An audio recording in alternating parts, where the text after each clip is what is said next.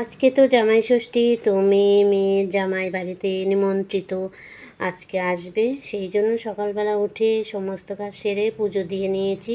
ষষ্ঠী পুজো হয়ে গেছে। তো এই দেখো আম, কলা, কাঁঠাল এইসব এখন রান্নাঘরে মেয়ে জামাইকে খেতে দেবো, সেই ব্যবস্থাই করছি। তারপর রান্নার আয়োজনও কিছুটা করা হয়ে গেছে। আজকে তোমাদের সঙ্গে কোনো রান্না শেয়ার করব না, কী কী রান্না করেছি সেটাই তোমাদের সঙ্গে একটু শেয়ার করছি। তোমরা ভিডিওটা দেখতে থাকো আর আমার সাথে থাকো।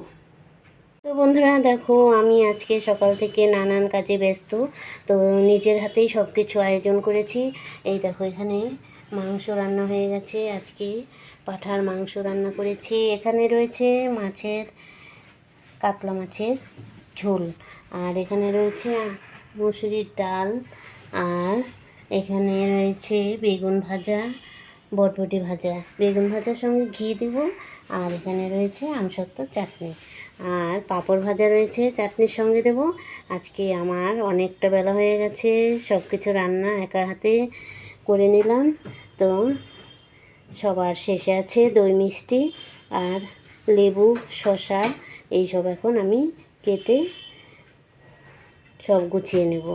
ভাত হয়ে গেছে, এই যে ভাত হয়ে গেছে। তো খাবার দাবার টাইম হয়ে গেছে, এই জন্য তোমাদের সঙ্গে আর বেশি কথা বলতে পারছি না আজকে। তো চলো বন্ধুরা,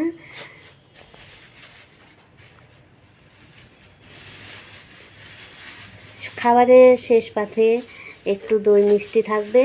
তো এই যে দই মিষ্টিটা এখানেই আনা আছে, তোমাদের সঙ্গে একটু শেয়ার করছি। এই যে খাবারের শেষ পাতে দই মিষ্টি। তো আজকে আয়োজনটা কেমন হলো তোমরা একটু কমেন্টে জানিও।